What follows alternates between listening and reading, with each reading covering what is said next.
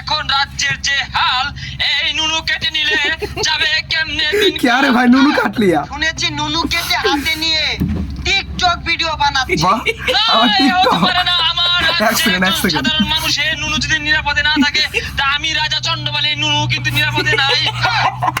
রাজা নুনু সংকটে ভাই মহারাজ কি ঘাস কাটবার গেছে নাকি? তারপর খেলা হইতাছে নাকি? হুশিয়ার, সাবধান, মহারাজা চন্ডমালি হাজির। আচ্ছা কই গো, একটু হুনে যা, বাহ কি হইছে তোমার? রাজা তো দেখছি মহাশিল্পী কই গো, একটু হুনে যাও। খামোশ! হ্যাঁ বাবা চমকাই কুল গেল কুল ঠান্ডা মহারাজ। বাহ। মহারাজ চন্ডমালি এত রেগে গেলে তো হবে না, আচ্ছা। রাজ্য চলবে না তো।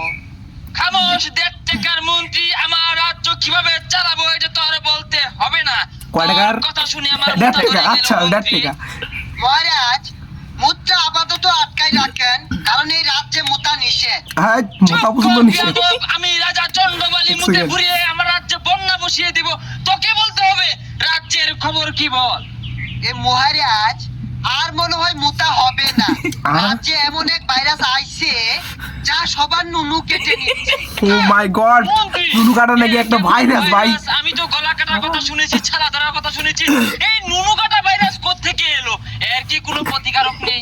এ মহারাজ এই ভাইরাসের প্রতিকার তো দেখছি না, এই বউয়ে জামাইয়ের নুনু কেটে নিচ্ছে। আচ্ছা আচ্ছা আচ্ছা কি আচ্ছা ভাইয়া বলছো মন্ত্রী?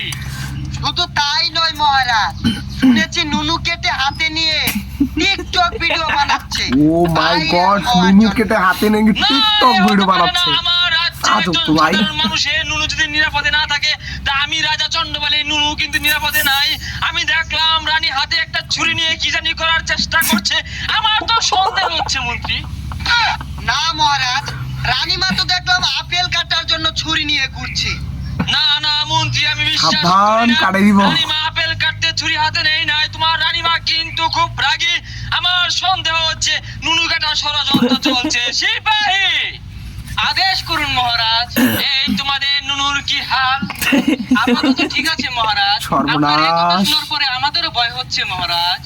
তোমাদের নুনু ভালো থাকলে ভালো, এখন রাজ্যের যে হাল, এই নুনু কেটে নিলে যাবে কেমনে দিনকাল। মন্ত্রী, এর থেকে বাঁচার কি কোনো উপায় নেই? মহারাজ উপায় একটা আছে, এই বড় দেখে একটা তালা মেরে দিলে কেউ আর নুনু কাটতে পারে না। হায় রে ভাই নুনু তাহলে নাকি তাই তালা মার করো দিয়া মন্ত্রী, আমার রাজ্যের সকল প্রজাদের জন্য তুমি বাংলা ছোট ছোট তালা এনে মেরে দাও নুনুতে, আর আমার জন্য একটি বড় চাইনা তালা নিয়ে আসো, যেটা 20 থেকে 30 কেজি ওজনের হবে। কেননা রাজার আমার লিঙ্গে রাজ্য থেকে চায়না যদি তালা। আমার নুনু হারিয়ে যায়, তাহলে সবাই বলবে চন্ডমালি হচ্ছে নুনু কাটা রাজা।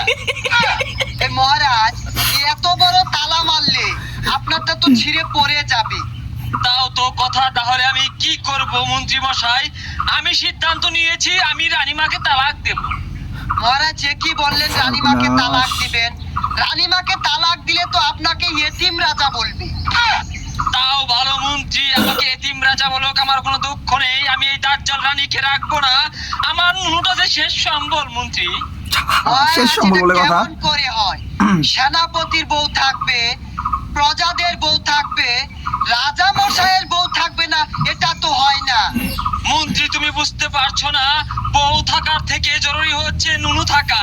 আমার রাজ্যে ঢাক ঢোল পিটিয়ে তুমি ঘোষণা করে দাও, এই চন্ডমালির রাজ্যে কারোই বউ থাকবে না। আর যার বউ থাকবে, যদি তার নুনু কাটা পড়ে, সেই দায়ভার কিন্তু আমি নেব না মন্ত্রী। ঠিক আছে মহারাজ, এই সিপাহী সারা রাজ্যে ডেরা পিটিয়ে দাও, কারো বউ থাকা যাবে না।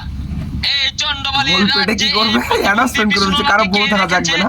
1.5 ঘন্টা আচ্ছা, ধরে তারপর? ঘুম পাচ্ছি, একটু বাতাস করছে না। এই নুনু কাটার গল্প শুনে আমার শরীর যে ঘেমে গেল। ছি মহারাজ, কেউ বাতাস কর শুনুন শুনুন, মহারাজার আদেশ, এই রাজ্যে কারো বউ থাকা চলবে না। আর যদি কারো বউ থাকে, নুনু কাটা পড়লে এর দায়ভার কিন্তু মহারাজা নিতে পারবে না। বাবা